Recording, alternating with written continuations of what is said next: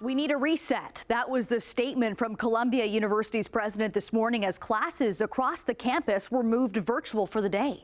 The school says it's in response to escalating protests on and around campus over the Israel-Hamas war and increasing student complaints that many no longer feel safe there. I feel more safe on the streets of New York than inside that campus. The campus of Columbia University once again filled with tents and tension. An encampment of mostly pro-Palestinian supporters dismantled by authorities last week is back. And NYPD is saying their options are limited at the private college. Absent some ongoing crime, we cannot just go on the Columbia campus as we see fit. But some Jewish students say crimes are happening. I was personally assaulted. My friend was personally assaulted. In no reality is it okay that a Jewish kid shouldn't be okay to walk out of their dorm room to the Chabad house. Since last week, more than 100 arrests have been made on the campus. Police say those were for criminal trespassing, not protesting. Rules about tents, so rules about how and when students can gather. Those are university rules, right?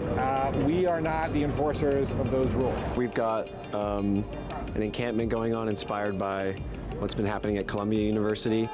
Similar demonstrations now expanding out to other schools like Boston's Emerson College and MIT and Yale, where dozens of arrests were made this morning for criminal trespassing, according to New Haven, Connecticut police. NYPD says it's offering a Safe Corridors program around Columbia, where additional officers are stationed along certain routes.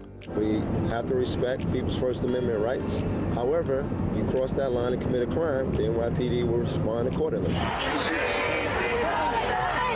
In the lead up to the arrests, Columbia President Manoush Shafiq said the university was canceling in-person classes and again denounced anti-Semitic language and intimidating and harassing behavior that she said had occurred on campus recently. Students are scared. They're afraid to walk on campus. They don't deserve that. They deserve to be in an environment that is free from discrimination as required by state human rights laws.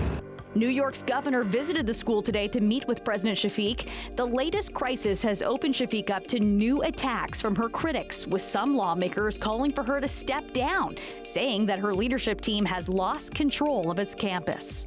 I have never seen a more disgraceful act than what we are seeing on college campuses right now. Echoing that sentiment, owner of the NFL's New England Patriots, billionaire Robert Kraft. The prominent backer of Columbia University said today he has lost confidence in Columbia's ability to protect its students and implied that he is no longer donating to his alma mater. We demand that no disciplinary action be taken against any student protesters without due process. But there are those who support the protests. Faculty at Columbia standing in solidarity with those detained today, along with the more than 100 students who were arrested last week and subsequently suspended. Our goal is not to be against Jewish people. Our goal is simply to say that we don't agree with what Israel, the government of Israel, is doing in the Middle East. Student demonstrators have denied accusations that their protests are anti-Semitic, blaming inflammatory individuals who do not represent them.